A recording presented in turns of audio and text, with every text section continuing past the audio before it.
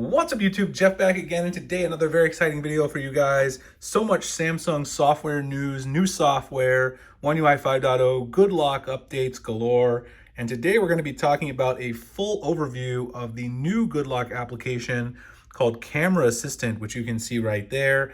I made a video yesterday talking about one specific feature of it, which is called faster shutter, and we did some comparisons on the photo quality and the shutter speed. Check that out if you're interested. It's more of a deep dive. But today I'm going to be giving a nice broad overview of what all 8 of these new features do, how to use Camera Assistant to get more out of your Galaxy camera. If that's something you enjoy, definitely subscribe to the channel to learn more about your Galaxy device. Before we get started today, I do want to talk about the sponsor of today's video, and it also relates to the next video I'm going to do in my One UI 5.0 series, which is the Lepow external monitor that I'm currently using for Samsung DeX. The Lepow portable monitor is a 15.6-inch FHD 1080p computer display with IPS. You can use this for Samsung DeX, which I'm using right now. As you guys can see, I've got the Galaxy S22 Ultra connected. You can actually use your S22 Ultra as a touchpad, which I always enjoy using it like that. You can also connect an external keyboard and monitor as well if you want. You can also, of course, use the Lepow monitor for like an Xbox, PlayStation while you're traveling, things like that. It's plug and play. Basically, it's got HDMI, it's got USB-C for power as well for connecting. Built-in speakers in HDR mode, so there's 2 built-in speakers on the back of the portable display. You get immersive listening environment when you're gaming, things like that. User-friendly design, so it's a 0.13-inch super slim profile, and it comes with this very awesome, see this folding display. It's got a nice cover, kind of like a tablet cover that you would get that folds back and then it converts it into a stand. You get an HDMI to Type-C cable, Type-C to Type-C cable, Type-C to USB-A, wall charger, the smart cover, screen protector as well, included in the box. So really, really like everything you need to get started with this. And like I said, I've been using it for Samsung DeX, but there are so many applications of this that you could really use it for anything. But if you want a great Samsung DeX setup that you can use on the go, I highly recommend this monitor. It's very good. And if you're traveling a lot and you want to use your phone as your only sort of computing machine, DeX plus the Lepow monitor is a great way to go. If you pair up your Galaxy S22 Ultra with the Lepow monitor, I think you'll be really happy with it. All right, so let's go ahead then and talk about the Camera Assistant app overview in full. If you want to download this, you're going to need the Good Lock suite of applications first of all, so you can head over to the Galaxy Store and download the new version of Good Lock, which is compatible with One UI 5.0, as you can see right there. Go to the Galaxy Store, just search for Good Lock and you'll find it right away. Then search for Camera Assistant, and this is the app that you want to install to get all of this functionality that I'm going to talk about in this video. Now, the first thing that's in the Camera Assistant app is Auto HDR. This is actually turned on by default when you download the app, so it's actually already something that's turned on inside the default camera app on your Galaxy device, which, by the way, you can access all of the Camera Assistant settings directly from within the stock camera application by just going to Camera, going to the settings at the very top, scrolling down, and right below vibration feedback, you will find the new Camera Assistant button once you install the Good Lock module, which takes you back to the app and you get all those options. So what Auto HDR does is it lets you capture more details in bright and dark areas of your photos and videos.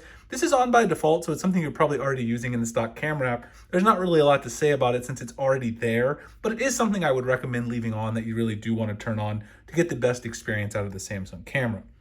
The second option is actually turned off by default inside the Camera Assistant module, and it's called Soften Pictures. It smooths out sharp edges and textures in photo mode in pictures. So let's do a comparison here. Here's my Ridge pocket knife.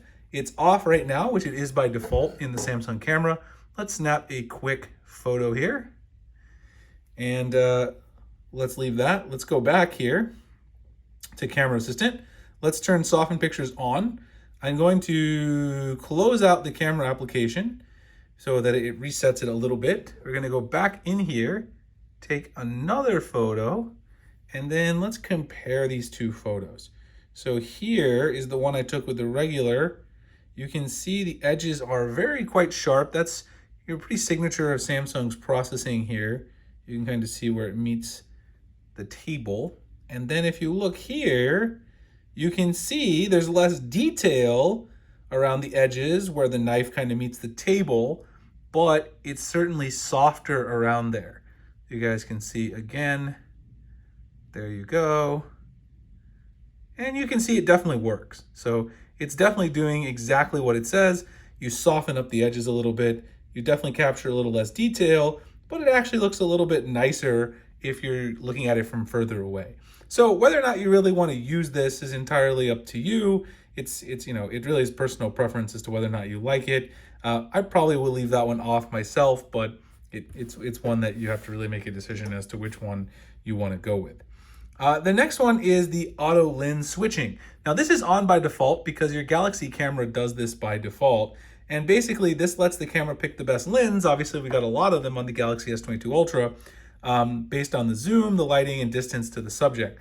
Now I would highly recommend leaving this off even though it's turned on by default. And that's because if you turn it off, then when you're in the camera, you're actually going to get optical zoom when you do something like, for instance, 10 times zoom. You're going to get a much better quality zoom experience than you would on, you know, in general. So obviously not super close like I had there with the knife, but if I'm shooting something, let's say in the back of my desk here, we're going to get a much better quality photo because it's going to use that optical zoom versus the cropping if you were to keep this option enabled. So it's, again, something that's really a matter of preference. But I really love the fact that they gave us the ability to turn off auto lens switching, because as a creator, there's a lot of times where I don't want that to happen. And, you know, being able to remove that as the default is great. The next thing is video recording in photo mode. This is something that you've probably noticed before at some point when using the camera. If you're using the camera in photo mode, you can actually hold down the shutter and it starts taking a video, as you can see here, until you go ahead and release the button, and then the video will end. So basically, if you find it annoying that when you long press it starts a video, you can toggle this off. Now I kind of like it personally because sometimes I'll be going to take a photo of my son and I want to hold it down and capture a video because he does something cute. So I personally like leaving that on myself, but again, really a matter of preference, but that is what it does. The next option is just number of pictures after timer. This is when you set a timer inside the camera. It determines how many pictures will be snapped when you actually set the timer. So if I turn on like 5 pictures, for instance, I go in here and I set a timer up here at the top. So let's say we're gonna set a timer for 2 seconds. 1, 2. It's gonna snap 5 photos here.